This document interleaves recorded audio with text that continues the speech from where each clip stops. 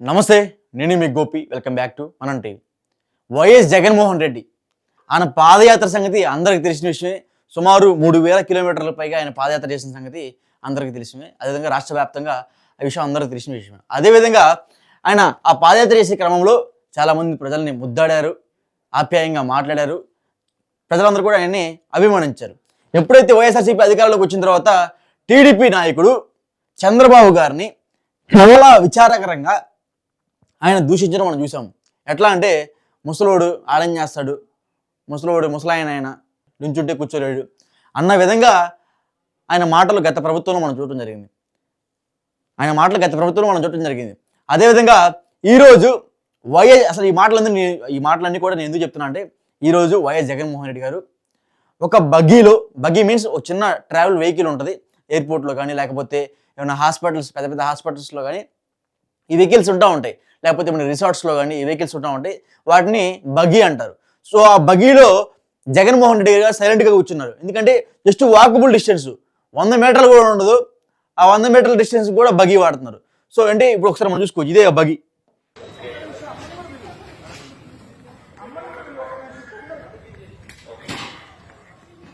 చూసాం కదా, అదే ఆ బగ్గీ. ఎందుకంటే ఇప్పుడు ఈ విషయం ఎందుకు మాట్లాడుతున్నా అంటే, గత ప్రభుత్వంలో ఉన్నప్పుడు చంద్రబాబు గారిని కానీ, పవన్ కళ్యాణ్ గారిని కానీ, లోకేష్ గారిని కానీ వివిధ రకాలుగా వివిధ కోణాలుగా ఆయన దూషించడం జరిగింది. నడవలేడు, కూర్చోలేడు, ఏదో పడితే మాట్లాడడం జరిగింది. అదే జగన్మోహన్ రెడ్డి విషయాలకు వస్తే 100 మీటర్ నడవలేక ఒక చిన్న బండికి చాలా సన్నాయిగా ముద్దగా కూర్చొని మెలకుండా అందరికి నమస్కారం పెట్టుకుంటూ వెళ్తున్నారు. చంద్రబాబు గారు ముసలోడైనా సరే కిలోమీటర్ నడుచుకుంటూ వెళ్తున్నారు ఈ వయసులో కూడా. కానీ వైఎస్ జగన్మోహన్ రెడ్డి గారు చాలా కుర్రకారుగా, ఎంగుగా ఉంటారుగా, అయినా సరే చిన్న బగ్గీ 100 మీటర్ల డిస్టెన్స్ కూడా బగ్గీ వాడుతూనే ఉన్నారంటే చాలా ఆశాస్పదం చెప్పుకోవచ్చు.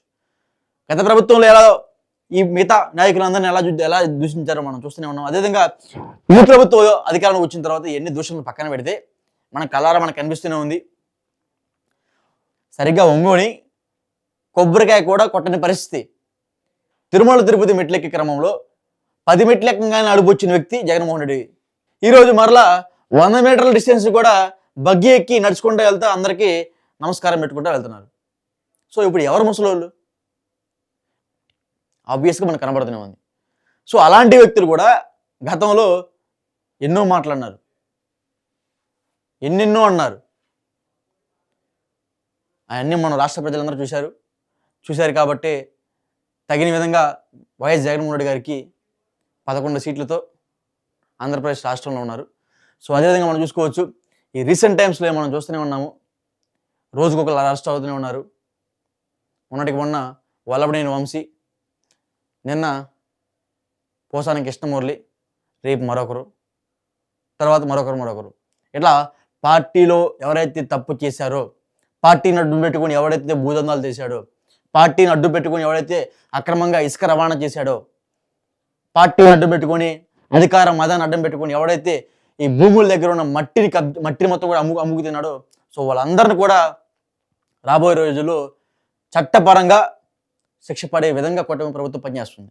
పోసాని మురళీకృష్ణ గారు వాళ్ళ అధికారంలో ఉన్నప్పుడు వాళ్ళ అండ చూసుకొని నోటికి హద్దు అదుపు లేకుండా విపరీతంగా ఆయన మోటల ధోరణి మనం చూసాం.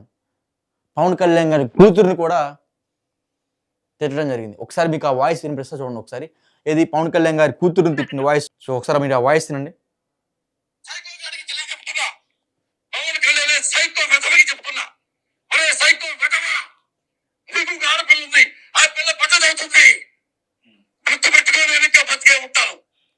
చూసాం కదా, ఒరే సైకో వెధవా, పవన్ కళ్యాణ్ నీకు ఒక ఆడపిల్ల ఉంది, ఆ పిల్ల కూడా పెద్దదవుతుంది, అప్పటికి బతికే ఉంటానంటే ఏంటి ఆ మాటలు?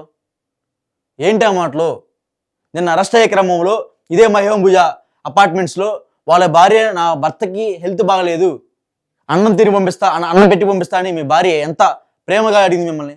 అలాంటి భార్య ఉన్నందుకు కూడా సమాజం సిగ్గుపడే విధంగా మీరు చేస్తున్న పనులు ఇవన్నీ. అంటే ఇప్పుడు మా ఇళ్లలో ఉంటారు, పక్కన ఇళ్లలో ఆడపిల్లలు ఉంటారు, మీ పక్కన ఉన్న అపార్ట్మెంట్స్లో ఉన్న బిల్డింగ్స్లో కూడా ఆడపిల్లలు ఉంటా ఉంటారు. ఉంటే ఏం చేస్తారంటున్నా. ఆ క్రమంలో మనం చూసాము, రక్తపు కన్నీరు పెట్టుకుంటా ఏదన్నట్టున్నారు. మామూలు కేసులు పెట్టకూడదు. మైనర్ మీద ఈ విధంగా ఎటువంటి సంబంధం లేకుండా కుటుంబాల్లోకి వచ్చి, కుటుంబంలో ఉన్న ఆడవాళ్ళ జోలికి వచ్చి, ఆడవాళ్ళని విపరీతంగా మాటల ధోరణితో సభ్య సమాజం సిగ్గుపడే విధంగా అడల్టరీ విషయం మాట్లాడి ఆ కుటుంబం పరువు తీశారు. ఆ రోజు ఆ టైంలో పెట్టాల్సింది మామూలు కేసు కాదు, పోక్సో కేసు పెట్టాలా, 10 ఏళ్ళు లోపల వేయాలా. ఇలాంటి వ్యక్తుల్ని 10 ఏళ్ళు లోపల వేయాలా. స్త్రీకి గౌరవమైన వ్యక్తులు 10 ఏళ్ళు లోపల కాదు, 15 ఏళ్ళు వేసిన ఇబ్బంది లేదు, 15 ఏళ్ళు వేసిన ఇబ్బంది లేదు. ఈ విధంగా తిట్టిన తర్వాత ఇంకా కొన్ని ప్రెస్ మీట్లు పెట్టి టీడీపీకి, జనసేనకి ఎవరైతే బాగా సపోర్టివ్గా పనిచేస్తున్నారో సో వాళ్ళందరినీ కూడా టార్గెట్ చేసి వాళ్ళందరి మీద ప్రెస్ మీట్లు పెట్టి నోటికి హద్దు అదుపు లేకుండా మాట్లాడేసి భయభ్రాంతాలకు గురి చేద్దాం అనుకున్నారు. ఇంకా రాజకీయాల్లో వీడు ఉండకూడదు అనే విధంగా వాళ్ళ మీద పర్సనల్గా వెళ్ళారు అప్పుడున్న ప్రభుత్వం, ఇంక్లూడింగ్ పోసాని కృష్ణమురళి ఆల్సో. పోసాని కృష్ణమురళి కూడా ఆ టైంలో ఆ విధంగా వెళ్ళారు. ఇంట్లో ఆడపిల్లలను తీసుకొచ్చి అబ్యూజింగ్గా మాట్లాడిన వాట్స్ ఆడో మనం చూసాం. దాని తర్వాత వెంటనే వైసీపీ పార్టీ ఎఫ్డీసీ చైర్మన్ ఇచ్చింది. Andhra Pradesh FDC chairman, film corporation chairman something ఇచ్చారు ఆమెకి. ఈ బూతుల పురాణం అయిపోగానే ఇచ్చారు. వైఎస్ఆర్సీపీ పార్టీ సిద్ధాంతాలు జనాలు చెప్పాలి తప్ప ఇలాంటి బూతులు మాట్లాడి అడల్టరీ విషయాలు మాట్లాడేటప్పుడు అలాంటి వ్యక్తులను కూడా పార్టీలో తీసుకెళ్తున్నారంటే, పార్టీలో తీసుకుంటున్నారంటే, పార్టీలో జాయిన్ చేసిన తర్వాత ఇలాంటి వ్యక్తులకు పదవులు ఇస్తున్నారంటే చాలా సిగ్గుసేటు. నిన్న వైఎస్ జగన్మోహన్ రెడ్డి గారు వీళ్ళ వైఫ్కి కాల్ చేసి అంతా దేవుడు చూసుకుంటాడు, పైన చూస్తూనే ఉన్నాడు,